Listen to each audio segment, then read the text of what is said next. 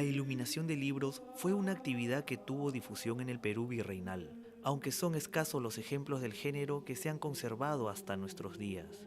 La mayor parte de ellos corresponden a voluminosos manuscritos que contienen cantos litúrgicos usados en la misa y en los distintos oficios divinos. Muchas de estas obras eran impresas en papel, pero la más fina se elaboraban en pergamino y eran decoradas a mano con miniaturas en las letras capitales y en las guardas de las páginas.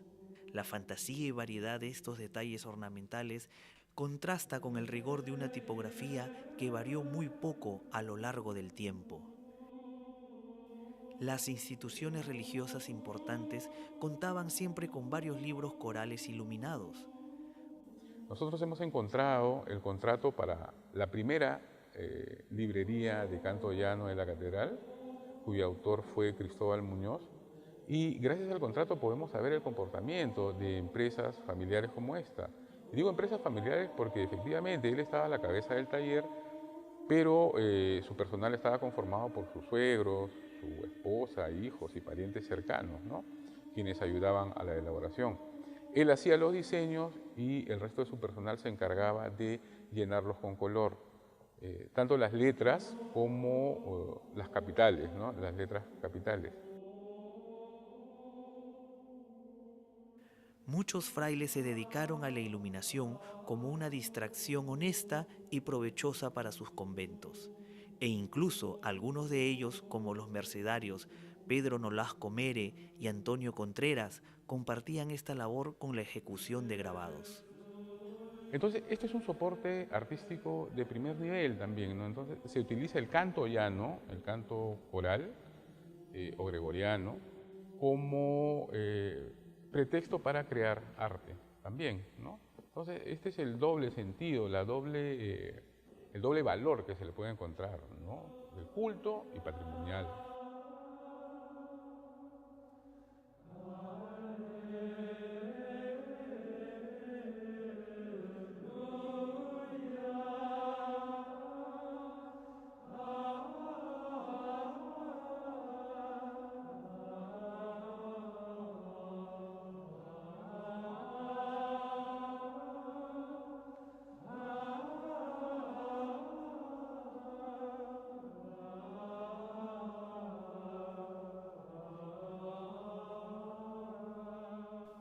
Los libros corales eran utilizados como acompañamiento a las diversas ceremonias que se desarrollaban en la iglesia, ¿no? Los padres franciscanos solían basarse en estos cánticos que eran escritos en latín, ¿no?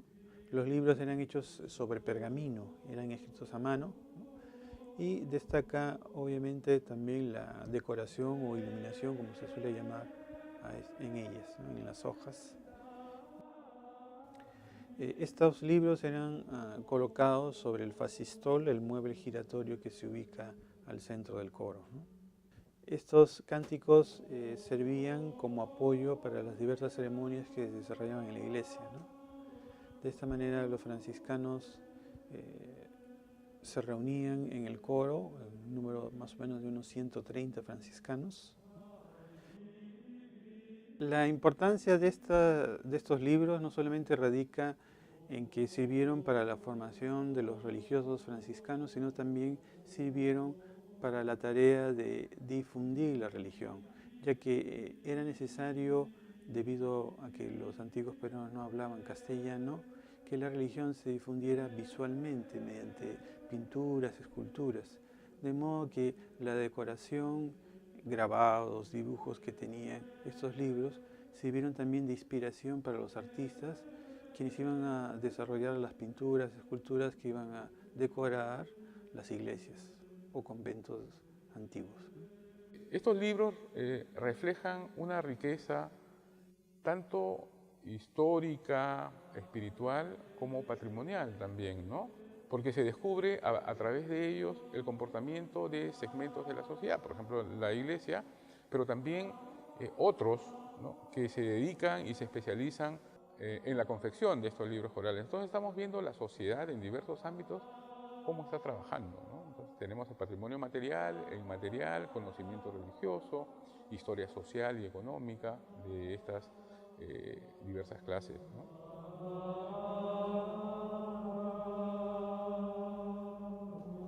Gran parte de los más hermosos manuscritos iluminados que existen aún en el Perú son títulos de nobleza y expedientes de servicios, documentos que acreditaban la ilustre ascendencia o los merecimientos sociales de sus poseedores.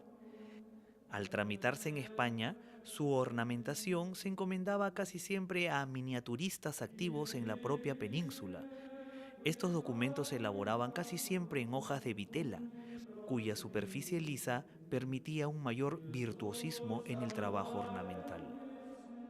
El refinamiento de estas obras refleja la enorme importancia simbólica que tenían para sus propietarios, quienes podían incluso hacerse retratar en sus páginas.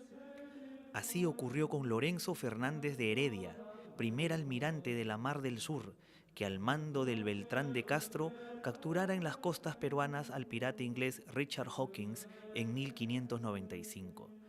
Su expediente de servicio es uno de los más hermosos documentos que conserva el Archivo General de la Nación.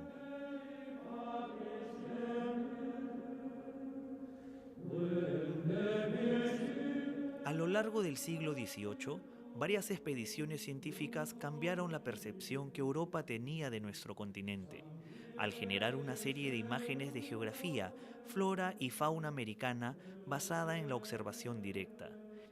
Pero la descripción e inventario de la naturaleza americana no solo buscaba generar conocimiento abstracto, sino además aprovechar y potenciar su uso. Inspirados por el ejemplo de Humboldt, muchos botánicos viajaron a América durante la primera mitad del siglo XIX. Uno de ellos fue Alcides de Orbigny, zoólogo francés enviado por el Museo de Historia Natural de París en 1825, para estudiar las poblaciones nativas sudamericanas. De Orbigny permanecería durante 8 años en nuestro continente, recorriendo varios países de la región, entre ellos el Perú. A su retorno a Francia en 1834, d'Orbigny escribió su viaje a la América Meridional, editada en 9 volúmenes, y cuya amplitud solo resiste comparación con la de la obra de Humboldt sobre la América del Sur.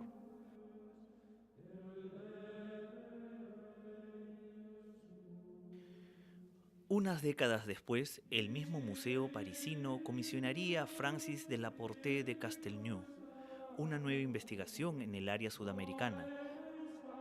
Castelnau llegó a nuestro país en 1843 para atravesar la selva amazónica y llegar a las costas atlánticas del Brasil. El viaje le demandaría 4 años y los resultados de esta investigación serían publicados bajo el título de Expedición de la parte central de la América del Sur, de Río de Janeiro a Lima, editados en varios volúmenes en París entre 1850 y 1857.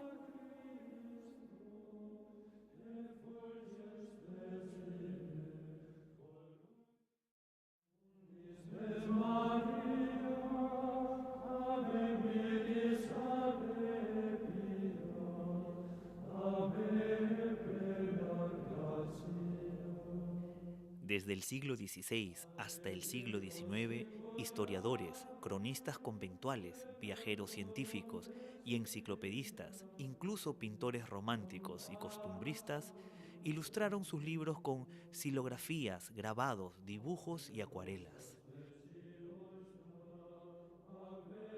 Es por ello que Joyas de papel, el Perú en el libro ilustrado, nos muestra un hilo conductor: el uso de la representación visual libresca como herramienta discursiva europea y americana.